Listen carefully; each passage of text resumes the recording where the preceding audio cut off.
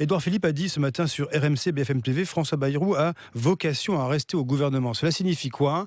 Cela signifie que c'est la prérogative du chef de l'État, que nous avons un remaniement qui arrive, ou du moins un nouveau gouvernement qui arrive, là d'ici demain, entre midi et 18h. On ne sait pas, je ne suis pas en mesure, personne n'est en mesure de vous dire là, à 17h16 précisément, ce que va décider Emmanuel Macron. Va-t-il conserver son ministre de la Justice, parce qu'il y a ce chantier de la loi de moralisation de la vie publique en cours, ou est-ce qu'il va le sortir du gouvernement? Il semblerait que Marielle de Sarnez soit elle-même un peu sur la sellette, un petit peu comme dans une autre affaire Richard Ferrand de la République En Marche.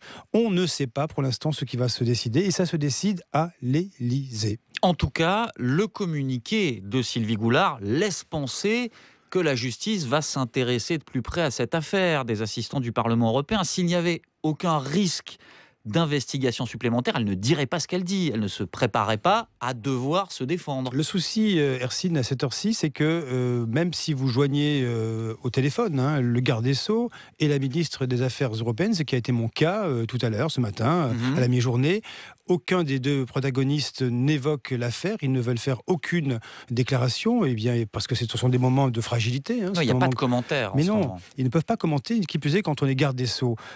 Toujours est-il qu'il est dit dans les rangs du MoDem que Marielle de Sarnez et les responsables du parti ont déposé un certain grand nombre de pièces, je cite, auprès des magistrats pour prouver leur bonne foi. Donc nous sommes au milieu d'une enquête préliminaire. Il y a des suppositions de détournement de l'utilisation d'assistants parlementaires européens. On ne sait pas pour l'instant ce qui se passe. La règle qui prévaut, c'est que le ministre mis en examen sort du gouvernement. Nous en sommes là, on n'en sait pas plus. Et la balle est dans le camp du président de la République. Alors on peut